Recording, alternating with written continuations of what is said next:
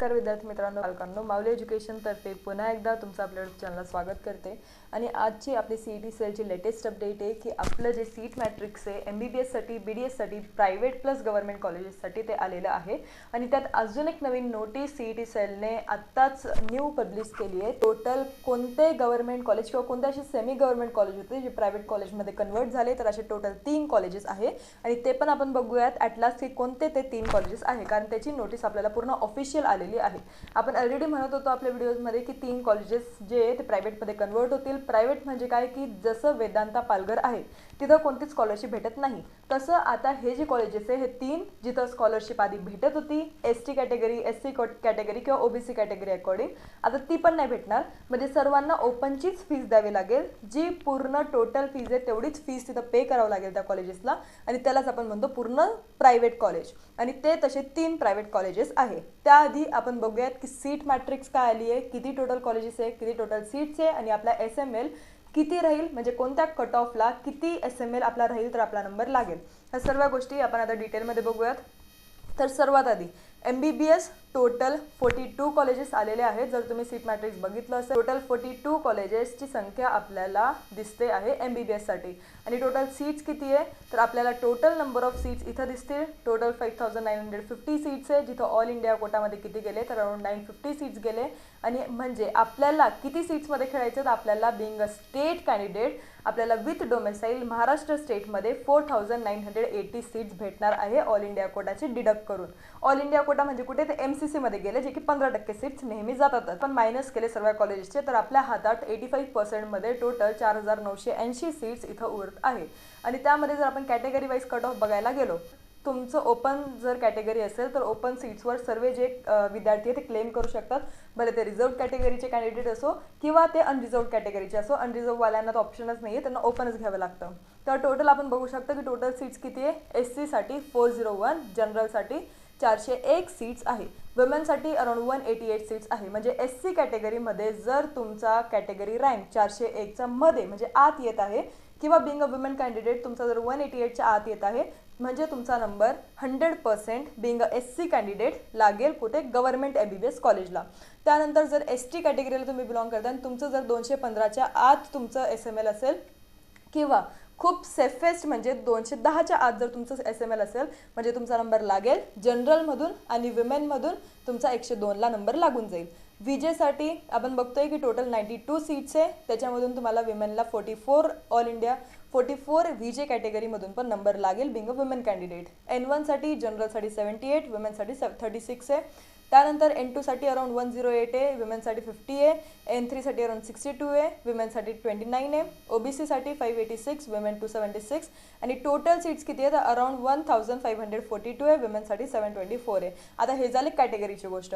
आता एसईबीसी मध्ये टोटल 308 जनरलसाठी आणि वुमेनसाठी 145 आहे, आणि तसंच ईडब्ल्यूएस साठी पण 308 आहे, वुमेनसाठी 145 आहे। जर ओपन कॅटेगरी बघितली तर ओपन मध्ये अराउंड सीट्स येतात किती 782, आणि टोटल वुमेनसाठी येतात 373। आता हे जे सीट्स आहे हे सर्व लोकांसाठी आहे। म्हणजे आता तुम्ही जर म्हणाल की मी ओपन कॅटेगरीला बिलॉंग करतोय, तर हे सीट्स फक्त तुमच्यासाठी नाहीये, तर जे हे लोक आहे बाकीचे कॅटेगरीज वाले हे पण तुमच्या सीट्सवर क्लेम करू शकतात ओपन कॅटेगरीच्या सीट्सवर, म्हणजे याच्यावर सर्वांचा हक्क असतो।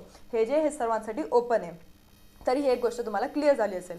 नंतर स्टेट कोटामध्ये टोटल आपले 2940 आहे, आणि त्यानंतर जर अदर D1 D2 वगैरे पण तुम्ही इथं बघू शकता, इथं दिलेलं आहे। आपला जर आपण सर्वच वाचत गेलो तर व्हिडिओ लेंदी होईल, आणि इथं मी तुम्हाला ऑलरेडी जे टोटल नंबर ऑफ सीट्स आहे ते सांगून दिले की तुमच्या हातात टोटल किती सीट्स आहे, त्यात आपण कॅटेगरी वाईज पण डिस्कस केलं। अजून एक महत्त्वाची गोष्ट, टोटल 42 कॉलेजेस आलेले आहे, पण आपण ऑलरेडी आपल्या एका व्हिडिओमध्ये डिस्कस केलंय की एक नवीन कॉलेज एमबीबीएसचं आलंय, तर ते एक नवीन कॉलेज अजून तरी राऊंड्समध्ये येणार नाही, कारण ते सीट मॅट्रिक्समध्ये आलं नाहीये। तर आपण ते सेकंड किंवा थर्ड राऊंडला बघू शकतो की ते कॉलेज येईल। ते अहिल्यानगरचं कॉलेज आहे, तर मे बी ते सेकंड किंवा थर्ड राऊंडला येऊन जाईल, पण ते नवीन कॉलेज आहे तर ते येईलच, भले ते फर्स्ट राऊंडच्या सीट मॅट्रिक्समध्ये नको येऊ। कारण लास्ट टाइम पण असंच झालं होतं, टोटल 42 एमबीबीएसचे कॉलेजेस येणार होते, पण 41च आले होते, आणि जे म्हणजे लास्ट कॉलेज होतं ते कधी आलं होतं तर सेकंड राऊंडला आलं होतं। म्हणून तुम्हाला ह्या पण गोष्टी लक्षात घ्यायचं आहे। पॅनिक व्हायचं नाही आहे, सर्व गोष्टी थर्ड राऊंडपर्यंत ऑपअप नीट होऊन जातात. आता जर प्रायव्हेट MBBSची गोष्ट केली तर इथं तुम्हाला जर प्रायव्हेट MBBSचा SML काढायचा असेल तर तुम्हाला एकदम इझिली ट्रिक सांगते की तुम्हाला काय करायचं आहे. जे गव्हर्नमेंट MBBSचे कॉलेजेस आहे इथं तुम्हाला कॅटेगरी अकॉर्डिंग दिसेल की OBCचा किती, SCचा किती, STचा किती आहे. तर हे जे SCचे सीट्स आहे हे तुम्हाला प्लस करायचे आहे, प्लस तुम्हाला जे प्रायव्हेटचे सीट्स आहे ते ॲडअप करायचे आहे. म्हणजे तुमचा जो सेफेस्ट SML होता निघेल 401. मी तुम्हाला एक एक्झाम्पल दाखवते की जर 401 आहे आणि टोटल आपले किती आहे प्रायव्हेटसाठीचे ते अराउंड 23 कॉलेजेस आहे. 23 कॉलेजेसमधलं आपलं SC कॅटेगरीचं सीट टोटल आहे 137 प्लस जर तुम्ही 401 केलं तर तुम्हाला जो काही आकडा आहे तुमचा टोटलचा म्हणजे 538चे सीट्स 538 SML हा तुमचा सेफेस्ट SML आहे प्रायव्हेट MBBSसाठी. जर तुमचं अराउंड 535 पर्यंतचा SML असेल म्हणजे तुम्हाला प्रायव्हेट MBBS नक्की भेटेल. गव्हर्नमेंट तर तुम्हाला 401 मध्येच भेटतंय. वर असेल तर मग तुम्हाला सेमी एक चांगलं ऑप्शन आहे आणि सेमी कॉलेजेसमध्ये पण तुम्हाला जे स्कॉलरशिप आहे तुमच्या category according SC ST according ती भेटेल. ते सर्व आधी तुम्हाला गायडन्स घ्यायचं आहे प्रॉपर काउन्सिलरकडनं, तरच तुमचे कॉलेजेस जे आहे ते टाकायचे आहे चॉईस फिलिंगमध्ये. कारण यावर्षी बरेच रूल्स बदलले आणि असं नको व्हायला की तुम्ही कॉलेज घेताय आणि त्यानंतर तुम्हाला समजतंय की त्या कॉलेजला स्कॉलरशिपच नाही आहे. तर हे आणि तुम्हाला समजतंय की तुमचं इतकं बजेट पण नाही आहे, तर आपल्याला ती गोष्ट अडचणीत टाकू शकते. म्हणून या गोष्टींचं तुम्हाला आधीच जे प्रॉपर नॉलेज असलं पाहिजे, प्रॉपर गायडन्स असलं पाहिजे. प्रायव्हेट MBBS कॉलेज किती आहे तर अराउंड 22 आहे जे आपण ऑलरेडी बघितलं. आता आपण त्याचे टोटल सीट्स डिस्कस करून घेऊ. टोटल 23 कॉलेजेस आहे प्रायव्हेट MBBSचे. एक कॉलेज नवीन ॲड झालं आहे, हे आपल्याला सीट मॅट्रिक्समध्ये नवीन दिसेल. ऑलरेडी 22 कॉलेजेस होते आणि एक नवीन ॲड झाल्यामुळे आपल्याला 23 कॉलेजेस दिसत आहे. आणि आपण SCचं ऑलरेडी बघितलं, इथं तुम्ही सर्व कॅटेगरी वाईज इथं बघू शकतात. आता आपण इतकं वाचणार नाही, आपण टोटल सीट्स बघू. टोटल सीट्स किती आहे तर आणि त्यामधले पण ओपन सीट्सचे किती आहे अराउंड 3149. एवढे सीट्स तुमच्या हातात आता आहे. कारण MBBS प्रायव्हेटचे सीट्स किती आहेत अराउंड 3149. आता तुम्हाला एक शंका असेल की यात पण 15% सीट्स गेले का, तर नाही. प्रायव्हेटसाठी आपलं कोणतंच 15% राहत नाही. MBBSसाठी तरी नाही राहत. आपल्याला BMS भेटतं ते पण CET सेललाच 15% राहतं प्रायव्हेटसाठी, पण MBBSला कोणतंच प्रायव्हेटसाठी 15% राहत नाही. जे काही सर्व 100% सीट्स आहे ते सर्व CET सेल थ्रूच आपल्याच website through, Maharashtra website through भरले जातात. तिथं अदर कॅन्डिडेट एनरोल करू शकत नाही, म्हणजे ते इन्व्हॉल्व्ह होऊ शकत नाही अशा कोणत्या काउन्सिलिंगमध्ये, जर त्यांच्याकडे डोमिसाईल नसेल आणि जर त्यांचं 11वी-12वी महाराष्ट्रातून नसेल तर मग त्यांना अदर स्टेटसाठी ट्राय करावं लागेल. जर BDSची गोष्ट केली गव्हर्नमेंटसाठी तर BDSचे टोटल 5 कॉलेजेस आहेत आणि तेवढेच आहे. टोटल अजून काही जास्त वाढलेले नाही आहे. आपल्याला एवढेच सीट्स दिसत आहे. त्यामधले पण आपल्याला गव्हर्नमेंट ऑफ इंडिया म्हणजे आपल्या महाराष्ट्रासाठी 376 आहे आणि त्यामधले पण ऑल इंडिया कोटाला किती सीट्स गेले तर 56 सीट्स गेलेले आहे. म्हणजे आपल्याला स्टेट कोटासाठी अराउंड 317 टोटल सीट्स भेटलेले आहे. त्यामध्ये जर आपण 15% सर्वांचे डिडक्ट केले तर. जर आपण प्रायव्हेट MBBSची गोष्ट केली तर प्रायव्हेट MBBSमध्ये पण तुम्हाला टोटल 23 सीट्स दिसत आहे, 23 कॉलेजेस दिसत आहे. त्यामधले अराउंड 2200 जे सीट्स आहे ते आपल्यासाठी स्टेट कोटामध्ये 85% इन्व्हॉल्व्ह झालेले आहे. म्हणजे तुम्ही 2200 सीट्समध्ये खेळू शकतात. एवढे तुमच्याकडे ऑप्शन आहे. आणि परत याचं पण तुम्हाला SML तसाच शोधायचा आहे जसं मी तुम्हाला ऑलरेडी प्रायव्हेट MBBSचं सांगितलं. ते ॲडअप करत चला म्हणजे तुम्हाला गव्हर्नमेंट BDS आणि प्रायव्हेट BDSचा सेफेस्ट SML भेटेल. आणि जर तुम्हाला वाटतंय की मी हे करून द्यावं तर मग हा व्हिडिओ आपल्याला थोडं लेट अपडेट होईल. उद्यापर्यंत मी हा व्हिडिओ अपलोड करायचा प्रयत्न करेल जर जमलं तर. कारण ऑलरेडी रश खूप जास्त आहे. उद्यापासून चॉईस फिलिंग आहे तर ते पण करायचं लक्षात ठेवा. कारण उद्या म्हणजे 26 तारखेपासून ते 29 तारखेपर्यंतचीच आपल्याला तारीख दिली गेलेली आहे आणि ही जर तारीख निघून गेली तर परत तुम्हाला चॉईस फिलिंग करता येत नाही आणि तुमचा राऊंड 1 पूर्ण हातातून सुटेल. असं काही तुमच्याकडनं नको व्हायला म्हणून जे टाइम टेबल आहे ते प्रॉपरली फॉलो करा. आता आपण ते 3 कॉलेजेस बघून घेऊयात की कोणते ते 3 कॉलेजेस आहेत. CET सेलच्या वेबसाईटला तुम्हाला लेटेस्ट नोटीस दिसत असेल, notice number 11 regarding private university college.